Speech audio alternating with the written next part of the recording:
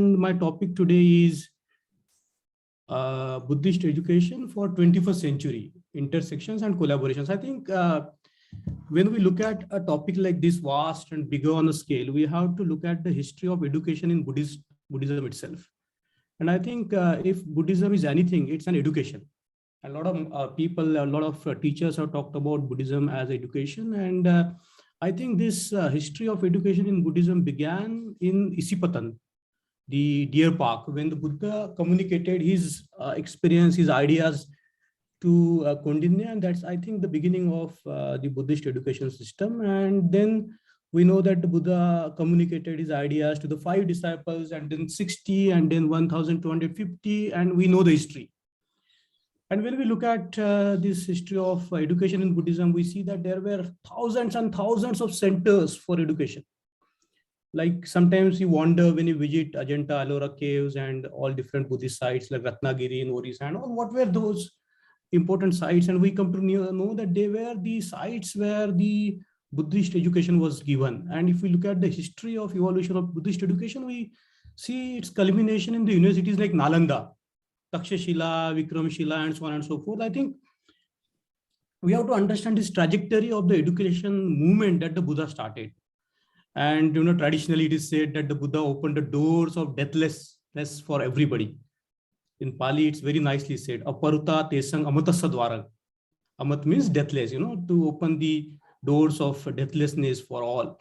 And I think that was one of the criticism against the Buddha by the Vedic Brahmins, that Buddha opened the doors of knowledge to everybody, and to Shudras, to women, and so on and so forth. So I think when we are looking at this topic of Buddhist education in the 21st century, we have to look at it from the historical perspective as well, in terms of how the knowledge was produced. Now we know from a lot of research that people are doing as to how the various texts were compiled in the Buddhist history, starting with the sermons Buddha gave, and people noted down on them on the slates, and sometimes people memorized them and transferred from generation after generation. And when the script was codified, particularly the Brahmi script, and afterwards we see that people started putting those sermons in the writing on the palm leaves. And now so we can look at this particular process of production of knowledge. So I think there is traditionally 2 kinds of disciples of the Buddha: the Sekha and Asekha. Sekha means those who are undergoing training, and Asekha means those who have their education is finished. And we can see this pattern of education now also prevalent in the Buddhist countries, like particularly in Taiwan and in Tibet.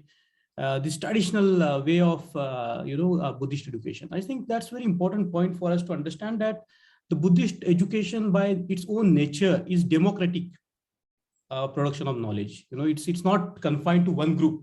And it's not just confined to the educational institute, because as the Buddha told his disciples to go in all directions, talk to everybody, like the alms, the monks going on alms around, talking to the common people and all.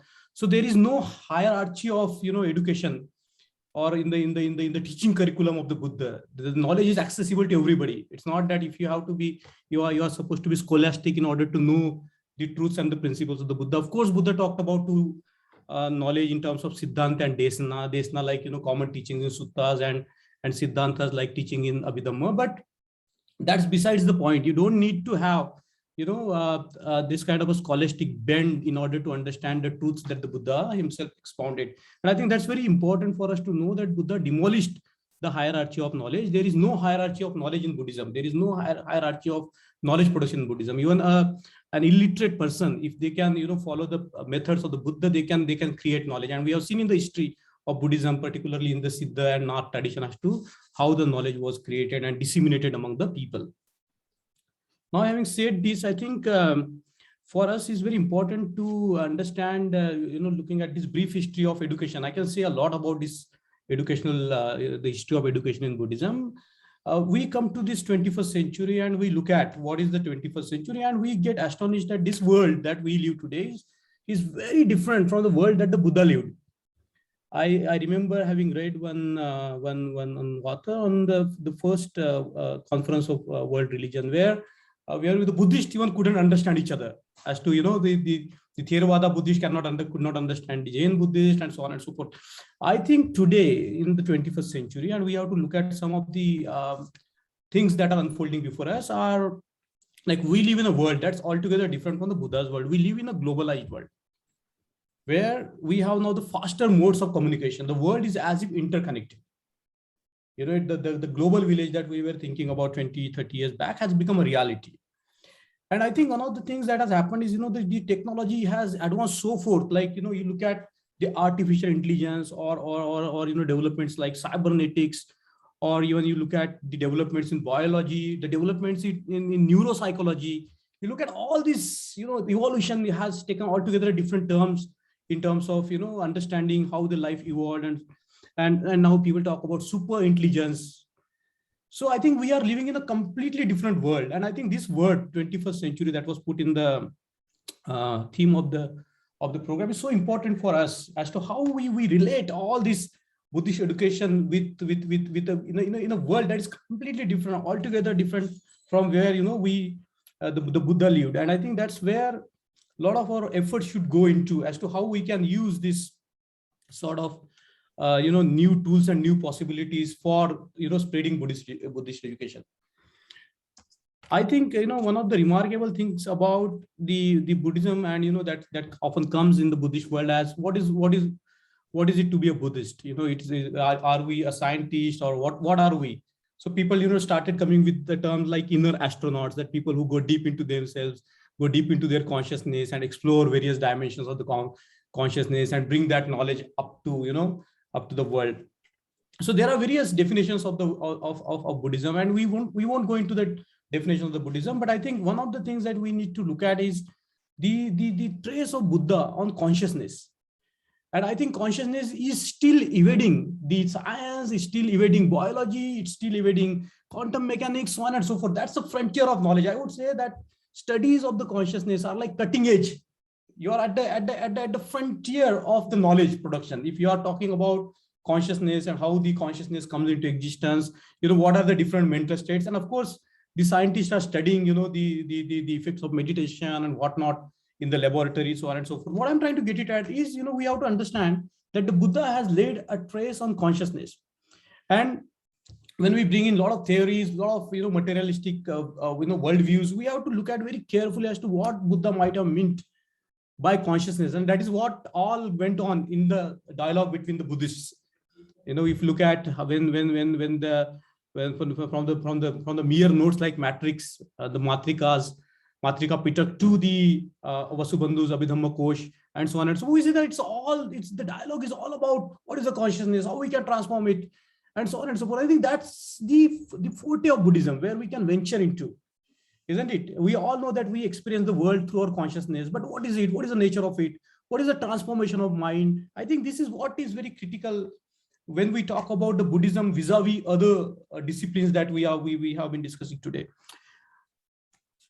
Now, I cannot compare one Buddhism with another. Of course, that comparison is permissible, and Buddha will encourage that kind of a comparative study of Buddhism itself, and that has happened in the Buddhist history. But also, I think very important is the dialogue of the Buddhists with the non-Buddhist traditions, with the Sankhyas, with Mimamsas, and so on and so forth. I don't want to go into that. The point I'm trying to make it is that these two strands are very important even today. The first is how we can communicate, how we can have those inter-Buddhist dialogues. So when we are conceptualizing Buddhist education today, after so many centuries, we have to see how we can enable those kind of inter-Buddhist dialogues on one hand. On the other hand, how we can encourage the dialogues between the Buddhists and the different disciplines that have emerged, like how we can have a dialogue with science, how we can have dialogue with political science, how we can have dialogue with even philosophy, and so on and so forth. It's happening. Now we are in a particular context where the Buddhism has come to us because of Baba Sahib Ambedkar, and I think we have to look at his views about the Buddhist education. Surprisingly to me, when he founded all these educational societies, he named them after the Buddha or the great people from the Buddhist history, but in none of them the Buddhist education was taught. Now, this is very remarkable for me. Maybe Minal will be able to throw some light on it. But I think, if you look at, the Siddharth College in Bombay or Milind College, there were, of course, bhikshus coming and going and so on and so forth, but there was not like a course of Buddhism. And I wonder what was Baba Sahib's views on that. But he, of course, said that these Buddhist institutions has to be used for the propagation of Buddhism when he wrote his memorandum. What was astonishing to me that he wanted to have a separate institution for reviving Buddhism in India, and he actually conceptualized a seminary that he wanted to establish in Bangalore. And I think that's very remarkable. We need to think about as to why he wanted the Buddhist propagation and academic studies. I don't know much about it. I'm just thinking through it at the moment. But I think these are some of the questions that we need to think about when we are imagining the Buddhist education in the 21st century. Having said this, the very important thing that Baba Sahib Ambedkar has brought to us, and he wrote in the Buddha and the Future of His Religion, that 4 tests. I think that are very important as to the Buddhism has to deal with the laws.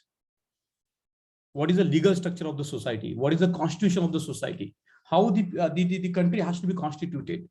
What will be the laws governing the society? I think that is the area. And that is one of the things that Baba Sahib Ambedkar notes down in his Buddha and the Future of His Religion, as to how the Buddhism is not different from the kind of humanitarian or human rights laws that we are bringing into place. And I think that's a very important point. The first point I think we need to think about when we are looking at the Buddhist education in the 21st century, in terms of how Buddhism deal with the laws or the making of laws, in terms of how Buddhism will intervene where the things matter. And I think that's the first point that Baba Sahib had made in the Buddha and the Future of the Religion. The second thing is about democracy. If Buddhism is not about democracy, it's about, that's the big question, what is Buddhism is all about. And Baba Sahib Ambedkar has gone into the depth of it as to how, Buddhism promotes democracy, or, the another name of Buddhism is democracy.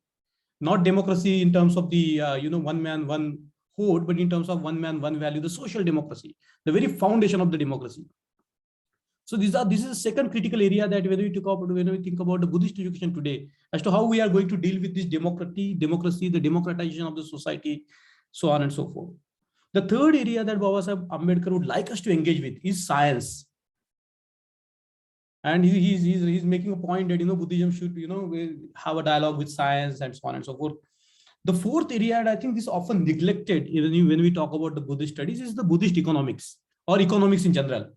Like Baba Sahib says very beautifully that the Buddha never ennobled the poverty. So what is it all about? So what did Buddha talk about in terms of the production of goods and services and so on and so forth? I think these seemingly mundane points of law, democracy, science, and economics are so important in the today's world that they matter a lot. And I think that is the approach that we need to look at and think about when we are thinking about the education today, or the Buddhist education today, as to how the Buddhism will enable us to think about the policy making, about the laws. Like for example, Baba Sahib says that the democracy is not new to this country. It was found in the form of the Buddhist Sangha. The Buddhist Sanghas were nothing but the democratic units.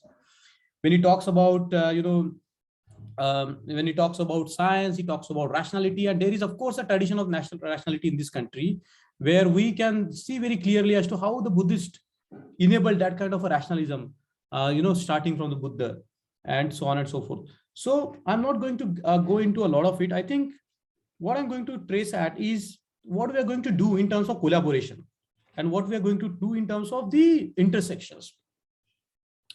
Now, for that, we don't have to often look at the West, because we have been talking here a lot about West, but we have our own tradition, I would say, in the East, where Japan, China, Korea, they matter. And there has been a debate and discussion in the Chinese world before this May Revolution, or in 1927, or, if you look at the Chinese Revolution, the Buddhist intellectuals were making the arguments which were so astonishing that we cannot find their counterpart in the debates today also, when we talk about the Western. But, there is a problem of language. Now, most of the literature is coming in English, and we have to look into that as to how the Buddhists, talked about relativity, or quantum mechanics and so on and so forth. And I think that tradition where the Chinese Buddhists, the Japanese Buddhists have been trying to engage with these Western ideas in their own way. Particularly, I would like to talk about, refer to one, eight verses of Dignag. 8 verses of Dignag, which were called the Alamban Pariksha, the examination of the Alamban. 8 verses only.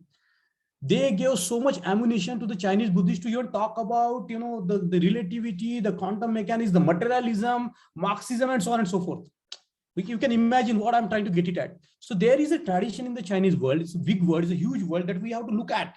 And they had a history of the Buddhist engagement with the science, Buddhist engaged with the Western philosophy, Western ideas, and so on and so forth.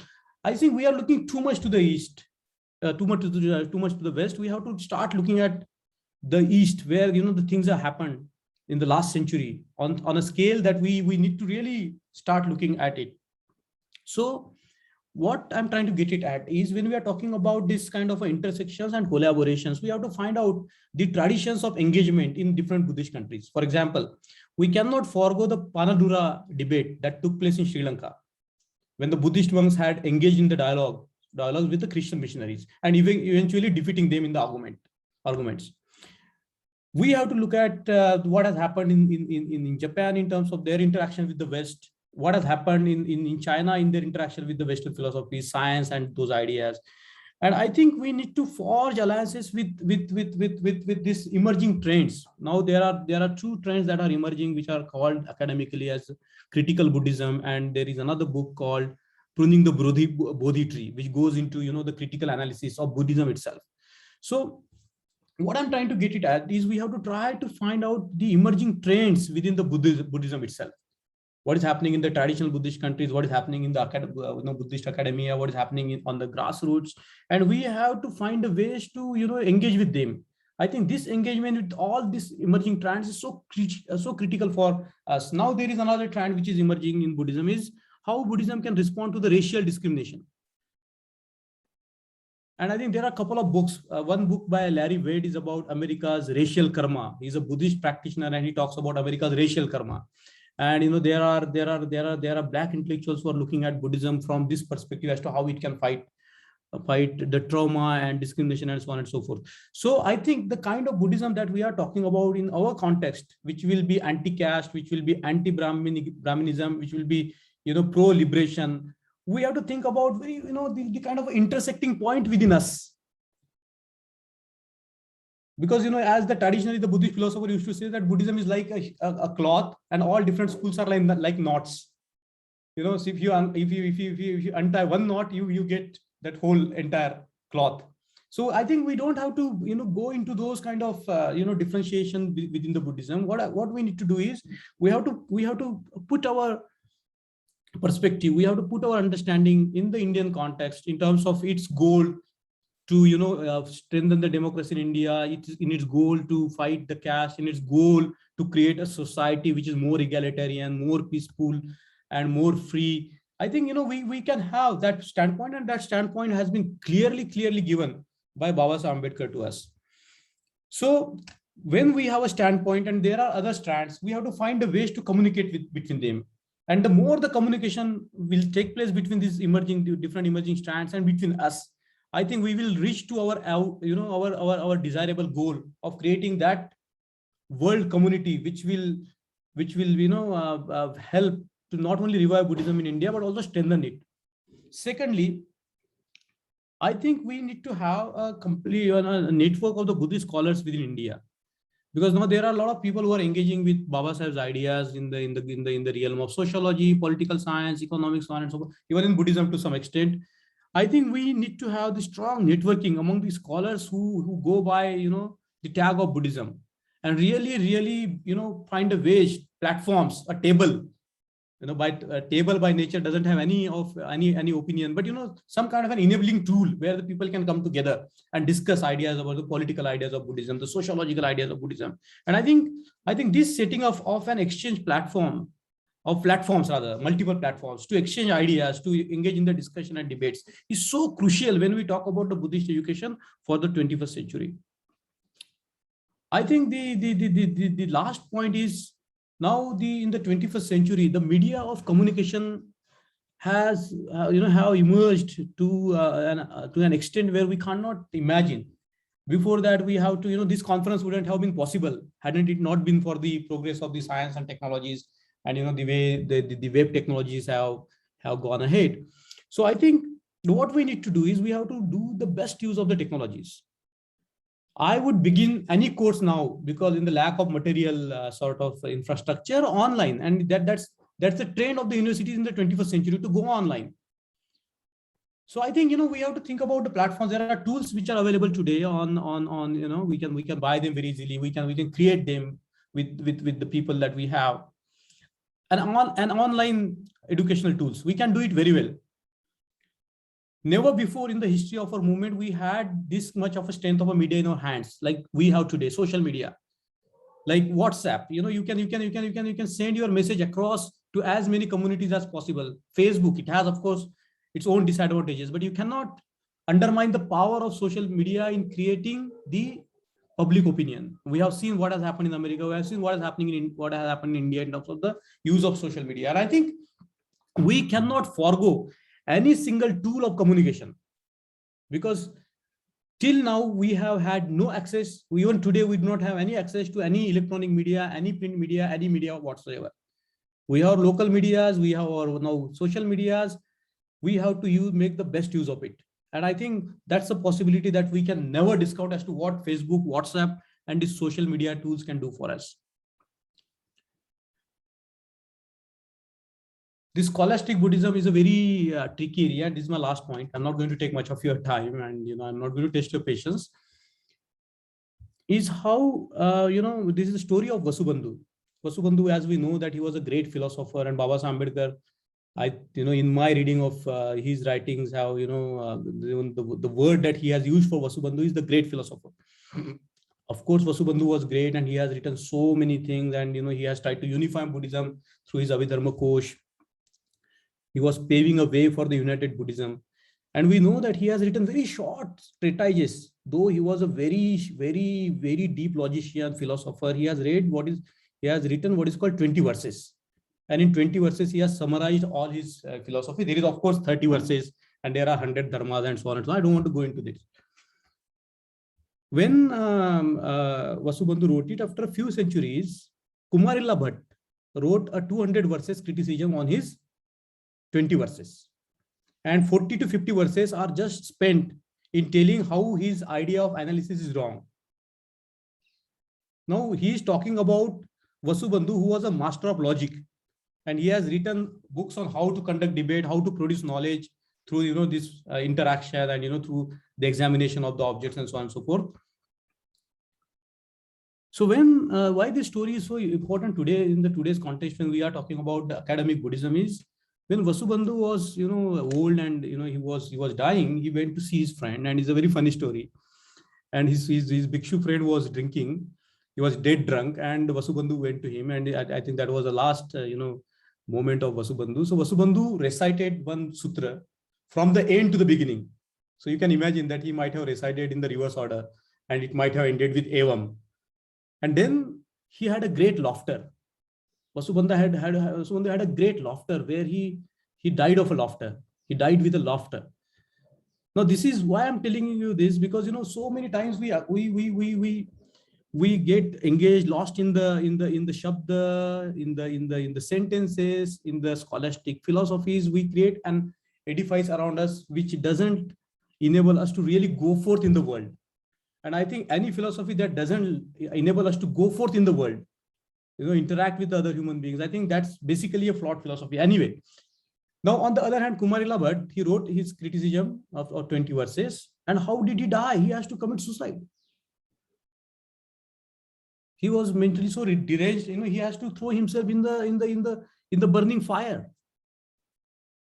Now there's two different stories, but you see that what is happening in the case of Kumarila Bhatt. He's so oppressed by his own thoughts, having betrayed his gurus and having rejected God. But I think there might be different reasons for a person to commit suicide like this.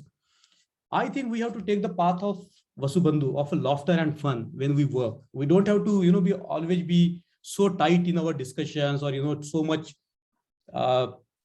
hang on to our words and all. These words, sentences and all, they have already been dealt very nicely by the Buddhist philosopher as to how they can, the Buddha himself has said that how this speculative perceptions can enchant our minds and take us away from the realities of the day-to-day living. I think we need to bring that kind of attitude to the Buddhist education today as to how we can enable the kind of a ground level work, which, you know, Baba Ambedkar has beautifully said, that each one teach one, I would say. So that's the responsibility of not just, you know, the people who are dealing with the complex ideas or, you know, complex metaphysics, barren metaphysics, but I think we need to make those ideas so alive and so fresh that they should be able to speak with the common man and common women. And then only I think the overall purpose of the Buddhism to create a democratization of knowledge, a society based on the democratization of knowledge shared by all, irrespective of whether they are man or women or lower caste or high caste or white or blacks. I think it doesn't matter, so long as this spirit of democratization of the knowledge, the sharing of knowledge is alive. And of course, the scholastic dimension is very important and useful, and we can go on and on talking about it. Of course, the scientists are talking about the Carlo Rovelli, one of the greatest physicists alive today. He talks about Nagarjuna. You know, there are people who are dealing with consciousness. They are like Owen Flanagan, one of the biggest name in the neurophilosophy. He talks about the Buddhist basis view of the consciousness. And of course, you know, people in people in politics, they are talking about mindful politics. The people in the psychological domain, they are talking about the mindfulness based stress reductions and so on. So there are of course many ramifications of Buddhism and Buddhist education, but we have to cut down to, you know, the necessities that we need today to deal with the problems that are particular to our country and particular to our place, and inspired by, you know, the vision of Baba Ambedkar of creating Prabuddha Bharat. I think if we can bear these facts in mind, the Buddhist education for 21st century is possible through interconnections and through collaborations. Thank you so much. Jai Bhim. No,